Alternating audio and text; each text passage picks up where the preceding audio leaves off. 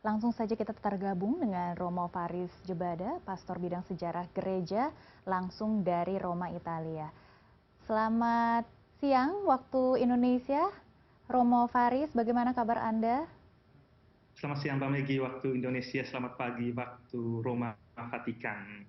Baik, Roma Faris, Paus baru telah memberikan pidato perdananya tadi malam. Poin-poin penting apa saja yang bisa kita highlight dari pidato tersebut, Romo Faris? Ya baik, sangat menarik tadi malam Paus di dalam pidatonya. Kita lihat di dalam sejarah Paus Leo ke-14 atau Kardinal Robert Francis Prevost, salah satu paus yang dalam sejarah Gereja Katolik memberikan pidato dengan menggunakan teks, ya. Dan itu sangat menarik. Dan dari pidato itu kemudian kita melihat ada beberapa poin penting yang menjadi perhatian, terutama perhatian Gereja Katolik di seluruh dunia, tetapi juga sebagai sebuah visi dari kepemimpinannya di masa depan. Ada beberapa hal. Yang pertama, tentu saja di dalam pidato itu dia memberikan salam atau selamat kepada umat Roma dan juga kepada umat Katolik di seluruh dunia. Sebagaimana kita tahu, Paus Leo ke-14 adalah juga sebagai uskup Roma dan juga sebagai kepala gereja di seluruh dunia. Ya, dua jabatan itu yang ada di dalam dirinya. Itu yang pertama, sambutan kepada umat di Roma dan kemudian umat di seluruh dunia. Kemudian yang kedua, sangat menarik bahwa dia menekankan dalam pidato pembukanya berkaitan dengan promosi perdamaian, perdamaian tanpa senjata. Ya, dia menyinggung membangun damai, dialog tanpa menggunakan senjata. Kemudian yang kedua adalah dia menekankan pentingnya membangun jembatan, ya, bukan membangun tembok, ya, membangun jembatan untuk peradaban kasih, untuk dialog, untuk perdamaian. Nah, dua hal itu yang tentunya patut digarisbawahi untuk memahami visi, untuk memahami misi masa kepausannya di masa depan. Dan juga kita tahu bahwa dia menyebut nama Paus Fransiskus sebanyak 2 kali di dalam sambutan pembukanya. Seorang biarawan Agustinian ini tentu saja ingin di dalam arti tertentu melanjutkan apa yang sudah dimulai oleh almarhum Paus Fransiskus. Dan juga hal yang sangat menarik ialah dia menggunakan bahasa Spanyol, tidak menggunakan bahasa Inggris, tetapi menggunakan bahasa Spanyol untuk menyapa umatnya di Peru. Ya, kita tahu Paus Leo ke-14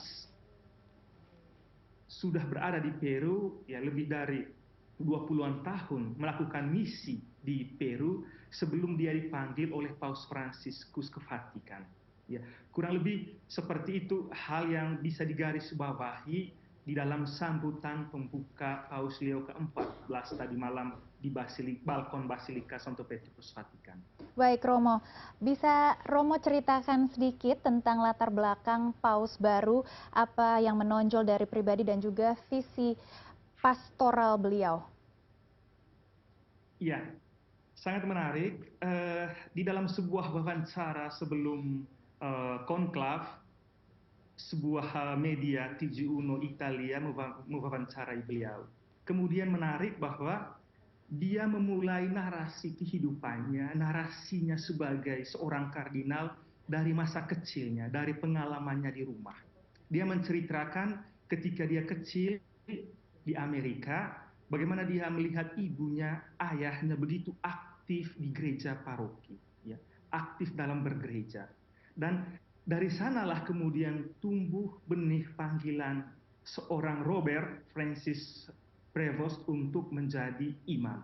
Kita tahu latar belakang keluarga Paus Leo ke-14 atau Paus Robert Francis, ibunya berdarah Spanyol, imigran Spanyol, dan ayahnya itu berasal dari berdarah Prancis. Ya, dua-duanya memiliki latar belakang imigran di Amerika. Nah, kemudian dia bertumbuh di dalam keluarga Katolik yang taat, bertumbuh di dalam keluarga Katolik yang saleh, di mana kedua orang tuanya aktif dalam kehidupan menggereja. Nah, dari sana kemudian dia memulai perjalanan atau narasi tentang kehidupannya sebagai seorang imam. Kita tahu dia adalah anggota Ordo Agustinian dan juga pernah memimpin menjabat sebagai kepala tertinggi, general, superior general dari ordo tersebut. Ya, kita juga tahu tahun 2003 Paus Leo ke-14 waktu itu sebagai superior general Agustinian pernah mengunjungi Indonesia, tepatnya di Papua tahun 2003. Nah, juga sebagai pribadi dia punya latar belakang yang khas, yang unik, ya, mengetahui bahasa Latin dengan baik, kemudian bahasa Italia tentu saja, kemudian bahasa Spanyol, kemudian bahasa Prancis, bahasa Portugal, dan tentu saja bahasa Inggris. Nah, kemampuan berbahasa inilah yang menjadi modal kuat bagi seorang Paus Leo ke-14 tentu saja di dalam berkomunikasi dan juga tentu saja di dalam memimpin 1,4 miliar umat Katolik di seluruh dunia. Juga kita tahu latar belakang pendidikan, formasi pendidikan beliau, dia adalah seorang ahli hukum kanonik. Ya. Dan dari sana juga kita tahu bahwa selama berada di Vatikan, selama kerja di Vatikan, dia diharapkan atau menjadi penanggung jawab di dalam reformasi Kuria Vatikan. Ya, kurang lebih seperti itu latar belakang singkat dari Paus Leo ke-14 yang dapat kita lihat. Baik, Romo Faris, setelah Paus baru terpilih, kemudian agenda-agenda apa lagi yang mungkin patut disoroti? Ya, di dalam tradisi gereja Katolik biasanya seorang paus baru ya setelah terpilih nanti dia akan bergerak setelah dimahkotai di Basilika Santo Petrus, nanti setelah itu dia akan bergerak berjalan menuju Basilika Lateran. Kenapa? Karena Basilika San John Lateran, Giovanni Lateran adalah katedral kota Roma. Paus di dalam dirinya memiliki dua martabat. Dia sebagai paus tetapi juga sebagai uskup Roma.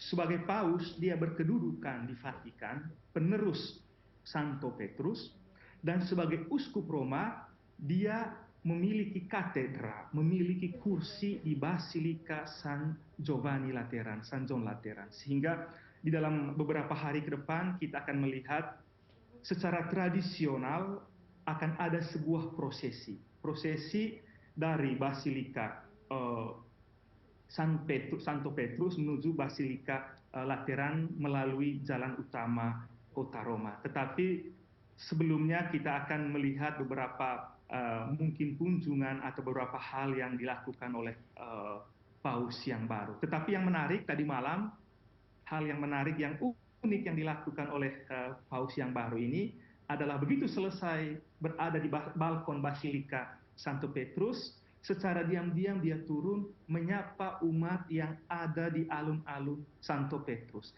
Ini juga sebagai simbol bagaimana Paus Leo ke-14 ini juga punya kedekatan, punya sama seperti Paus Fransiskus tentu saja ya, punya intuisi untuk selalu dekat dengan umat, menyapa umat. Dan itu ditunjukkan ya langsung tadi malam setelah dia berada di balkon, kemudian segera setelah itu dia turun ke alun-alun Santo Petrus untuk menyapa umat. Baik, Romo, apa harapan Romo terhadap arah gereja di bawah kepemimpinan Paus yang baru, terutama dalam menghadapi tantangan geopolitik yang saat ini semakin memanas? Ya, gereja selalu percaya bahwa seorang paus yang terpilih adalah jawaban dari kebutuhan umat, jawaban dari kebutuhan gereja. Itu poin penting yang patut digarisbawahi. Setiap paus yang terpilih adalah jawaban dari kerinduan umat, dan itu kita yakini sebagai bentuk campur tangan Tuhan. Nah, pertanyaannya adalah kira-kira apa yang menjadi kebutuhan gereja saat ini, menjadi kebutuhan umat saat ini. Nah, kita bisa melihat atau menggarisbawahi salah satu yang paling menonjol dari kebutuhan gereja saat ini adalah berkaitan dengan misalnya peperangan, masalah geopolitik, masalah imigran. Paus Leo ke-14 dia mengambil nama Leo, artinya meneruskan apa yang sudah dimulai oleh Paus Leo ke-13 pendahulunya. Artinya seorang Paus Gereja Katolik Roma, kita bisa mengetahui visi dan misinya itu juga dari nama yang dia pilih. Dia memilih Paus Leo, nama Leo, berarti ingin melanjutkan apa yang sudah dimulai oleh Leo ke-13. Apa itu? Berkaitan dengan keadilan sosial, isu-isu sosial. Ada yang mengatakan Paus Leo ke-14 ini nanti mungkin atau barangkali sangat progresif di dalam isu-isu sosial, sangat progresif di dalam isu-isu geopolitik. Tetapi karena dia adalah seorang ahli hukum kanonik, barangkali dia agak berada di tempat atau berada begitu ke belakang berkaitan dengan urusan ajaran sosial, ajaran gereja. Ya. Berkaitan dengan urusan ajaran sosial, barangkali Paus Leo ke-14 agak begitu progresif. Dilihat dari latar belakangnya sebagai seorang misionaris di Peru, dilihat dari nama yang dia pilih, ya barangkali di dalam aspek sosial dia akan menjadi begitu progresif. Ya. Baik. Apa pesan spiritual yang bisa Romo sampaikan untuk umat Katolik di Indonesia dalam menyambut kepemimpinan Paus yang baru ini? Ya baik, tentu saja Paus yang baru terpilih, Leo ke-14, tentu saja sebuah hadiah, sebuah karunia dari Tuhan untuk gereja Katolik. Dan itu tentu saja berkat doa dari seluruh umat di seluruh dunia. Ya, kita tahu selama hari-hari menjelang konklav, gereja Katolik menyebarkan teks doa ke seluruh dunia, meminta kepada umat, memohon petunjuk dari Tuhan, memohon petunjuk dari Roh Kudus untuk memberikan kepada gereja seorang pemimpin. Dan tadi malam waktu Roma, Tuhan telah menjawab kerinduan, permohonan, dan doa-doa umat. Mari kita berdoa, terutama umat Katolik Indonesia, mari kita berdoa bersama, berjalan bersama Paus Leo ke-14. Semoga diberi karunia kesehatan, diberi karunia kebijaksanaan, dan tetap menggembalakan gereja sesuai dengan apa yang diharapkan oleh Yesus Kristus dan oleh Santo Petrus sebagai wakil Kristus yang pertama di dunia. Kurang lebih seperti itu. Baik, Romo Faris. Apakah ada kemungkinan Paus Leo ke-14 akan lebih mendekatkan dirinya ke Asia dan mungkin menjadwalkan kunjungannya ke Indonesia? Sampai saat ini kita belum tahu program-program yang akan, terutama kunjungan-kunjungan internasional yang akan dilakukan oleh Paus Leo ke-14. Ya tentu saja terbuka kemungkinan kunjungan Paus Leo ke-13 terutama ke Asia, atau juga barangkali mungkin kunjungannya ke Indonesia. Dan sebagai umat Katolik di Indonesia, dengan penuh harapan, dengan penuh kerinduan, dan juga dengan penuh antusias kita berharap semoga Paus yang baru juga bisa menyempatkan diri untuk berkunjung ke Indonesia, mengunjungi domba-dombanya Indonesia. Kita berharap demikian ya. Baik, Romo Faris, tadi Anda juga sudah menyebut beberapa poin-poin yang sangat penting dan tentunya juga sangat menarik terkait dengan makna dari pemilihan nama Paus Leo ke-14 sendiri, dan juga kami ingin mengetahui seberapa besar sebenarnya pengaruh Paus dalam isu-isu internasional di luar gereja, dan apakah Romo melihat ada kemungkinan ada kepemimpinan baru ini akan lebih vokal atau cenderung diplomatis? Ya, tentu saja kita tahu bahwa pola pendekatan, pola lobi politik, pola diplomasi Vatikan, terutama di dalam level internasional, selalu bersifat soft power, ya, pendekatan-pendekatan yang soft, pendekatan-pendekatan terutama berkaitan dengan isu-isu perdamaian macam-macam. Nah, dari nama yang dia pilih, Leo, kita tahu bahwa Leo ke-13 itu adalah seorang paus yang sangat getol, yang sangat vokal berkaitan dengan isu-isu sosial, terutama keadilan sosial bagi para buruh, ya, perdamaian. Itu yang menjadi isu sentral dari Paus Leo ke-13, ya, keadilan sosial bagi para buruh di dalam sebuah dokumen Rerum Novarum yang dikeluarkan oleh Leo ke-13. Dan kita berharap di dalam garis yang sama, sebagaimana dia mengambil nama Leo, kita berharap juga, ya, Paus Leo ke-14 juga memberi perhatian soal itu, soal ketimpangan sosial, ya, soal ketimpangan sosial, soal keadilan para buruh, kemudian soal lapangan pekerjaan, nah, dan terutama juga soal imigran. Kita tahu bahwa Paus Leo ke-14 eh, punya pengalaman misi yang begitu lama di Peru. Artinya dia juga punya pengalaman melihat gereja Katolik dari sisi yang lain. Dia punya pengalaman, punya perspektif yang lain melihat gereja Katolik dari dunia selatan, dari dunia ketiga.